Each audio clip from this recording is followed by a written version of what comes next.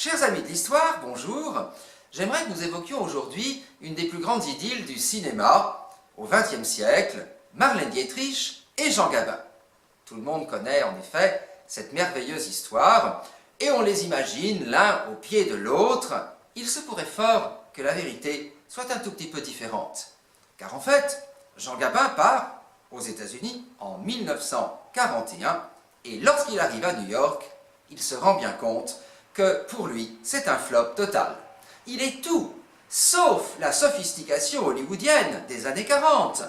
Lui, le French lover, ce n'est pas du tout ce qu'on attend à ce moment-là d'un acteur, et sa carrière est totalement au point mort, au point qu'il déprime, et là, à ce moment, il rencontre Marlène Dietrich, laquelle est au fait de sa gloire, et, force est de le constater, a une habitude, celle de collectionner les admirateurs et les amants. On considère en effet qu'à peu près 500 à 550 hommes traverseront la vie de Marlène Dietrich. Et pour ça, elle a une méthode infaillible, semble-t-il.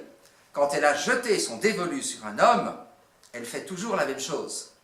Elle envoie, pour le convaincre, les boutons de manchette en or, les petits plats mitonnés à la française et la Rolls-Royce. Et un jour, Jean Gabin reçoit les boutons de manchette en or, les petits plats mitonnés et la Rolls-Royce. Et là, il comprend. Et naturellement, il ne lui est pas possible de résister. Et c'est comme ça que Marlène Dietrich entame sa liaison. Elle va d'ailleurs dire au précédent « Il faut que tu t'en ailles, Gabin arrive demain ». Marlène Dietrich n'avait pas de temps à perdre. Et nous imaginons bien sûr Gabin, l'homme, le macho, pour donner ça avec un imaginaire à la française. Et puis Marlène Dietrich, la femme, l'icône de la femme. Mais en vérité, c'était l'inverse en Amérique. Car c'est elle qui collectionnait les amants pour se distraire, sans aucun affectif réel. Et c'est lui, Gabin, qui voulait de la fidélité, du sérieux. C'est-à-dire, en gros, ce que veulent les femmes. Et aux États-Unis, c'est Marlène Dietrich l'homme et Gabin la femme. Et c'est pour ça que ça ne pouvait pas fonctionner.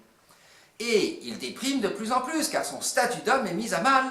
Et c'est comme cela qu'en 1943, il va s'engager dans les forces françaises libres pour défendre son pays, certes, bien sûr, mais aussi pour quitter l'Amérique et l'emprise de Marlène Dietrich. Elle le laisse partir, car toute sa vie, Marlène Dietrich a fonctionné avec l'idée du devoir. Et un homme, en temps de guerre, son devoir, c'est de s'engager pour défendre son pays. Elle est passionnément amoureuse de Gabin, mais elle accepte qu'il parte.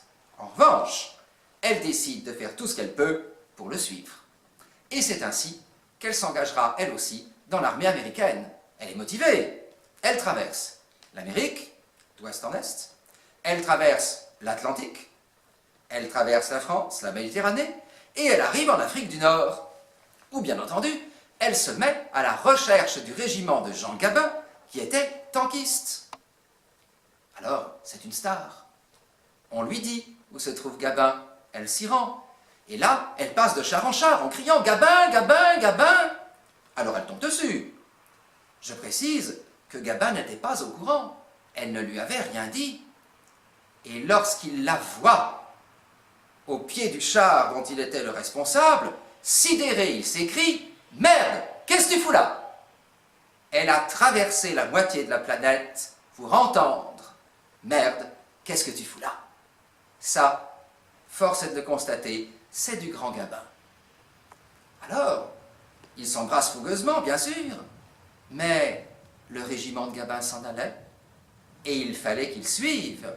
Et c'est ainsi que Marlène Dietrich reste toute seule, selon la bonne vieille expression française, comme de ronds de flanc, en Afrique du Nord. Et c'est là qu'elle va commencer son extraordinaire carrière de chanteuse pour les GIs américains. Mais cela, c'est une autre histoire. À bientôt pour un nouvel épisode de l'Histoire sans secret, et même l'Histoire sans aucun secret.